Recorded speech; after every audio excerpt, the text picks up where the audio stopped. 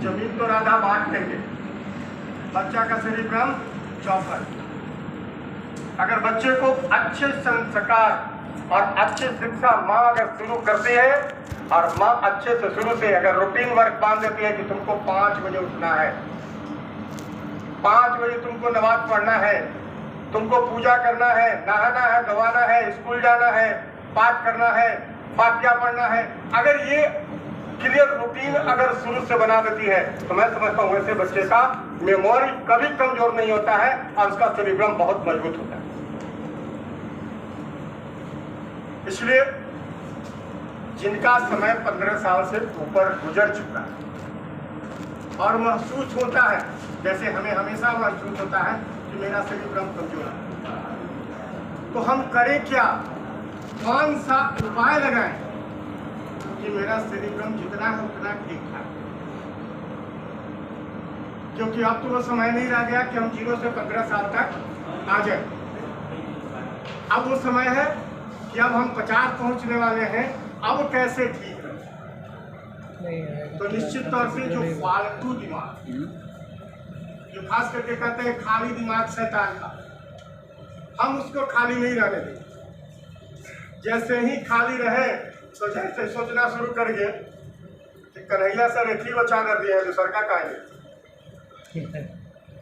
खुराफात शुरू, वैसा खुराफात का कोई समय ही ना आए और बिल्कुल एक रूटीन के तहत बांध दे, जो मैंने बांधने का लगातार कोशिश किया। और बच्चे को पढ़ाते हैं, खास करके नर्सिंग कॉलेज के प्राचार्य होने के नाते क्लास तो लेना ही पड़ता है, कोई ना कोई टीचर गायब रहते हैं तो क्लास लेते हैं और हमें अच्छा लगता है, क्योंकि खाली पीरियड में बैठना उससे अच्छा है कि कुछ करते रहें, कुछ सीखते रहें।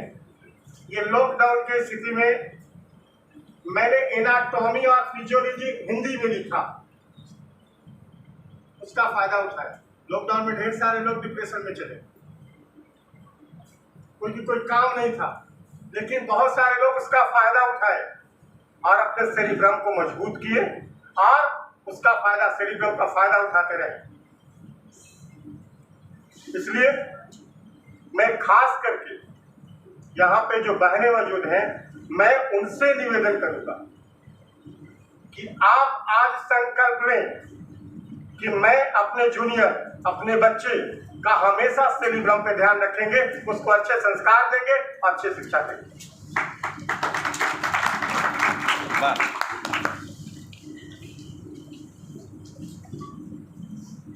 दूसरा है थैलेमस। निश्चित तौर से हमारे संतोष भाई ने विस्तार से बताया कि बाहरी चीजों की जानकारी देता है, जैसे ठंडा, गर्मी, बाहरी चोट।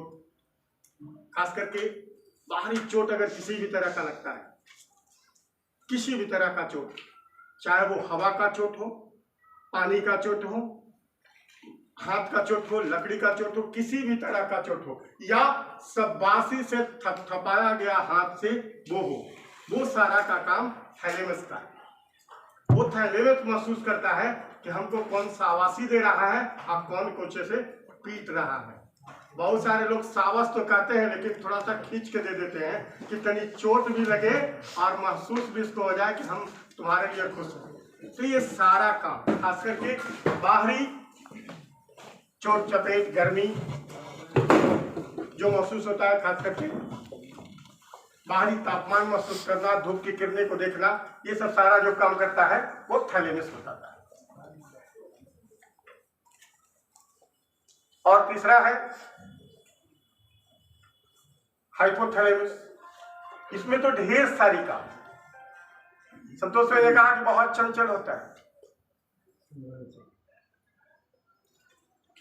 वास्तविकता है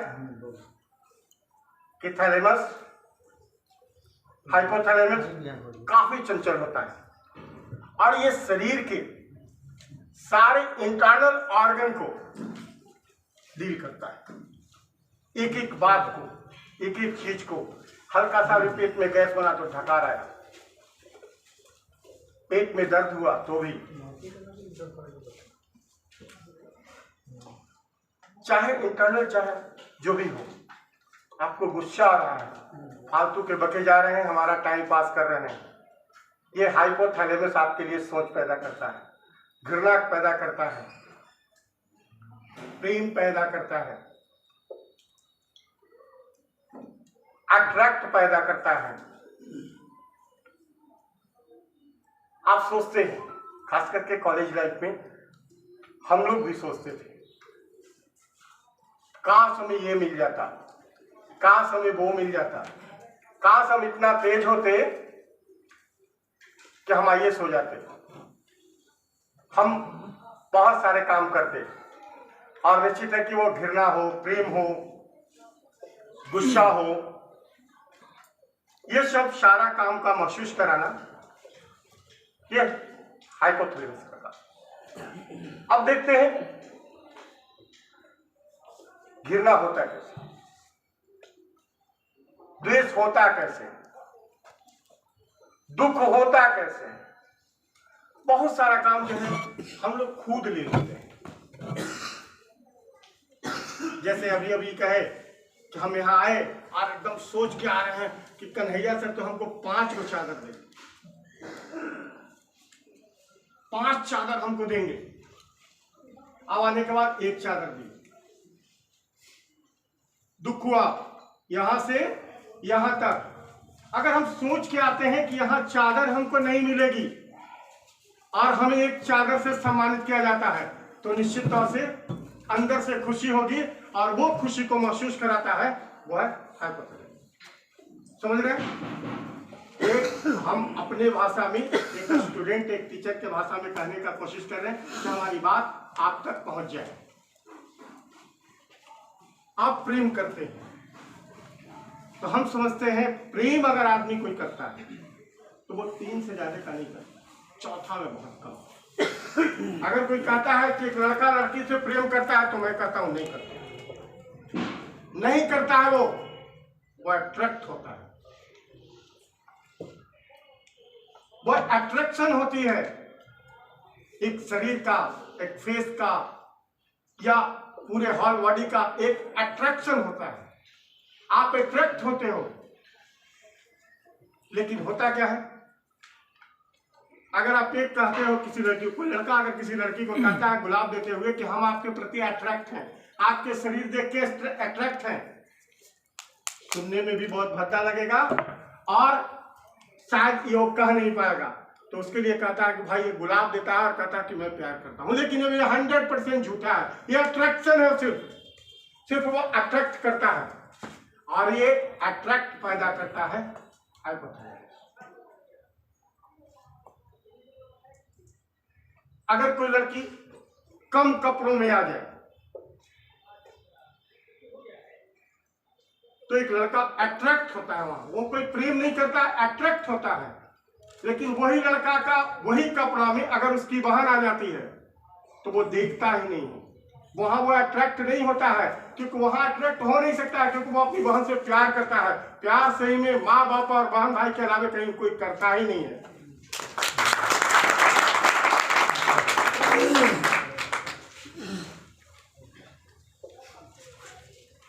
सबसे बड़ी बात है कि हाइपोथैलेमस जब एक्टिव हो जाता है, चाहे ये बोतल देख के, माला देख के, चादर देख के, पैसा देख के, किसी का फेस देख के, किसी का बॉडी देख के अगर अट्रैक्ट हो जाता है तो उसके बाद दिमाग के सारे ऑर्गन, सारे पार्ट, सारे सिस्टम बेकार पड़ जाते हैं, शिथिल पड़ जाते हैं, कोई काम करने। देख रहे हैं कि रात में अगर आप कोई फिल्म देख रहे हैं, कोई ऐसा बात लग गई, कोई ऐसा पार्ट सिनेमा का लग गया, कोई ऐसा वीडियो देख रहे हैं जो दिमाग में घुस गया और हाइपोथैलेमस को एक्टिव कर दिया, तो उसके बाद रात भर नींद नहीं है, क्योंकि अब हाइपोथैलेमस जब तक अनएक्टिव नहीं होगा, जब तक उसका नींद, भूख, प्यास, सोना सब गड़बड़ कर देता है, और ये सब सारा कराता है हाइपोथैलेमस।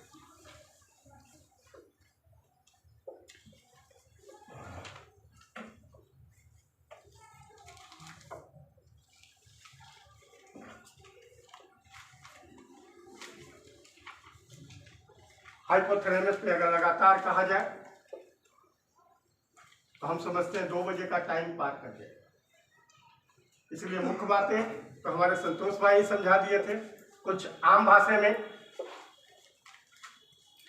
हम आगे बढ़ते हैं। मध्य मस्तिष्क, मध्य मस्तिष्क के हमारे संतोष भाई ने 2 पार्ट बताया, कार्पोरा और सेरिब्रम। कार्पोरा 2 चीज को कंट्रोल करता है, देखने और सुनने। कभी कभी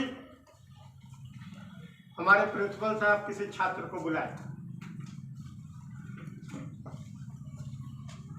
किसी का नाम बुलाए,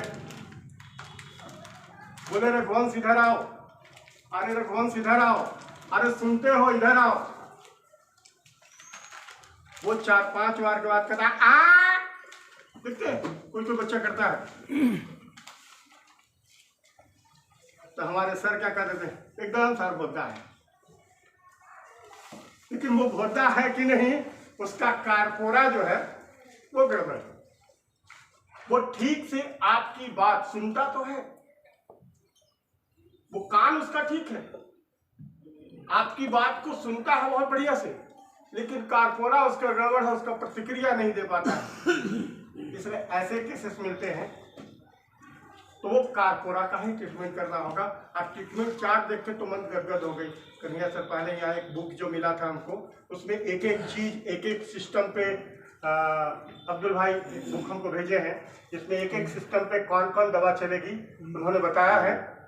समय अभाव है, मुझको तो नहीं ठीक से पढ़ा नहीं, आने के पहले हमको पढ़ना चाहिए था, लेकिन उसका लगातार अध्ययन हम कर रहे हैं। उसी स्थिति में दूसरा पार्ट है सेरिब्रम।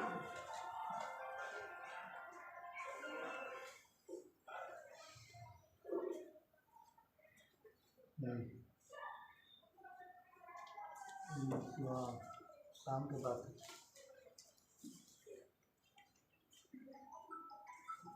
और हम लोग अब आगे बात करते हैं पश्च मस्तिष्क, जो पीछे और पीछे के भी नीचे, जो खास करके स्पाइनल से, सर्वाइकल स्पाइनल से जुड़ता है, वहां पे पश्च मस्तिष्क यानी पीछे के भाग के भी नीचे, खास करके दिमाग में उन्होंने बताया कि 12 जोड़ी और स्पाइनल में 31 जोड़ी रज्जू जो जाता है, आप देखते हैं कि खोलनुमा हड्डी के पार्ट में एक एक शरीर के प्रत्येक पार्ट में जाता है। वो पश्च मस्तिष्क में सेरिबेलम शुरू में आया था। शुरू में क्या आया था? सबसे पहला सेरिब्रम, सेरिब्रम के बाद आया सेरिब्रल और पश्च मस्तिष्क में आया सेरिबेलम और मेडुला ऑब्लोंगाटा। ये 2 निश्चित तौर से बिल्कुल एक्सपेरिमेंट करके हमारे संतोष भाई ने बताया कि बैलेंस बनाना सेरिबेलम का काम है। अब आप कहीं कहीं देखे होंगे कि एक छोटा मदारी वाला एक छोटा बच्चा एक हाथ में डंडा लिया और रस्सी पर चलना शुरू कर दिया। देखे हैं? हम तो कई बार देखे हैं, खास करके स्टेशन के आसपास। वो अपना ढोलक बजाएगा, बाजा बजाएगा और रस्सी पर लड़की पूरा हिलते हुए, या लड़का जो भी है, चलता है। वो अपने सेरिबेलम को कितना अच्छा से कंट्रोल किया होगा, कितना उसको मजबूत बनाया होगा, निश्चित तौर से अब तब वो कर पाता है। संतोष भाई ने कहा कि खासकर जो ड्रिंक लेता है, दारू पीता है, वो से आदमी भी डगमगाते हैं। बिहार में तो कम से कम एक चीज दिखा है कि कुछ फायदे नीतीश कुमार ने ऐसा किया कि दारूबंदी की। दारू बंद तो नहीं हुआ, लेकिन रोड पर ये लड़खड़ाने वाले यानी कि सेरिबेलम डिस्टर्ब वाले बहुत कम मिलते हैं। पी के सूझ जाने वाले हैं, रोड पर नहीं। और कभी कभी तो घर में भी गए, ले लिए, और घर में अगर डगमगाते पहुंच गए तो हो सकता है कि उनकी बेगम बोले फोनमा लगाए कहा ठंडवा में, तो बोलेंगे ना ना देवी जी आप छोड़ दीजिए, कल से ना पियेंगे, लेकिन शायद कल लोग वही करेंगे। ये सबको कंट्रोल करता है सेरिबेलम। मेंडुला ऑब्लिगाटा का काम है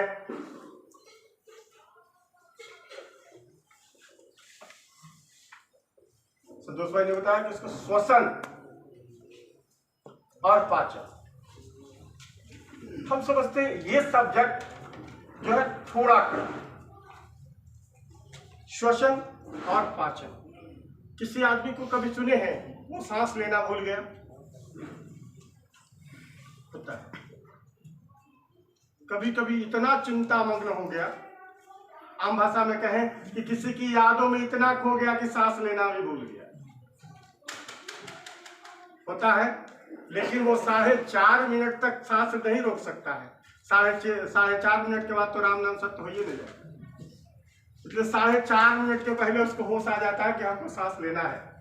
वो सबका मेंडुला ऑब्लिगाटा जो कंट्रोल करता है स्थिति है इसमें। अब यहाँ पाचन तंत्र, खास करके पाचन तंत्र, श्वसन और पाचन को कैसे कंट्रोल करता है, हम बिल्कुल आम भाषा में कहेंगे। एक बाकी लोग तो मेडिकली भाषा में बताए, आज मेडिकली भाषा से थोड़ा हट के समझाते हैं। अब आप भर पेट खा लिए, आंख का काम है अपना पचाना। 10 बजे से 3 बजे तक वो आंख अपना काम रात में करता है।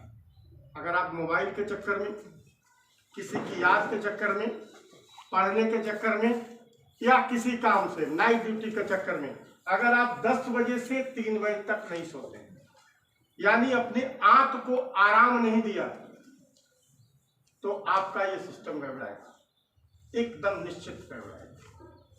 कभी कभी होता है का आप लगातार किसी एक ही बिंदु पर सोच रहे हैं, लगातार किसी एक बिंदु पर सोच रहे हैं, सोचते जा रहे हैं, न खाने का सुध, न नहाने का सुध, न पढ़ने का सुध। आपका सबसे पहले क्या गड़बड़ाता है? तो डाइजेस्टिव सिस्टम आपका एकदम डिस्टर्ब हो जाता है। आप अगर रात भर नहीं सोए तो सुबह कम से कम फ्रेश बढ़िया से नहीं होइएगा, और हो सकता है कि एक बार बढ़िया से फ्रेश नहीं हुए तो दिन भर आप कोई बढ़िया से काम नहीं करते। ये सब सारा को डील को करता है।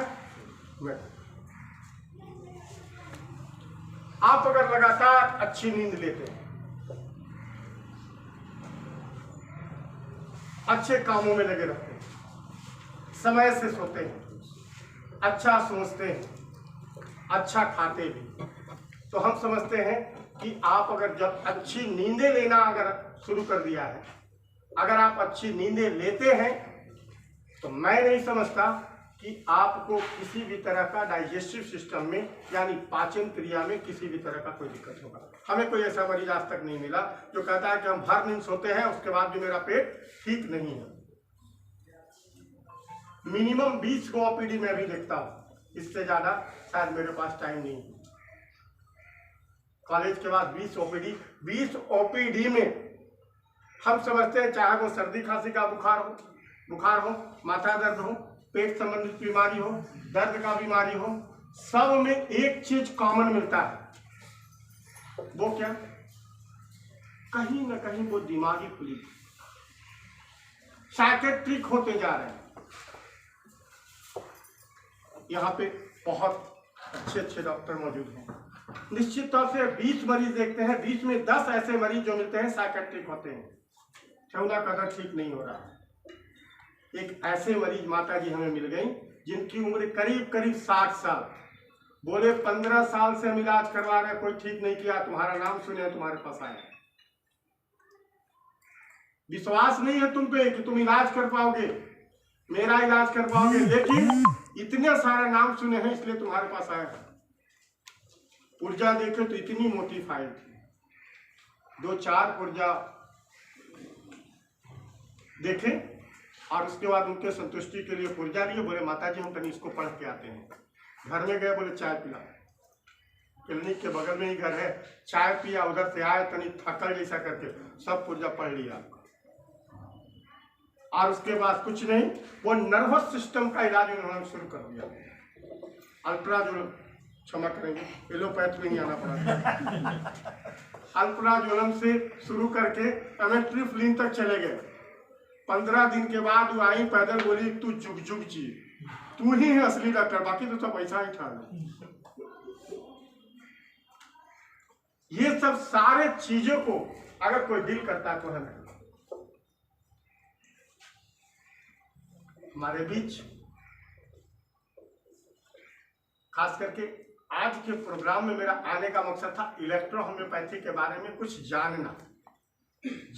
हम यहाँ जानने के लिए आए थे, लेकिन धन्य हो हमारे दो गुरु इधर सर, इधर कन्हैया सर बोले सर आपको कुछ बोलना भी है।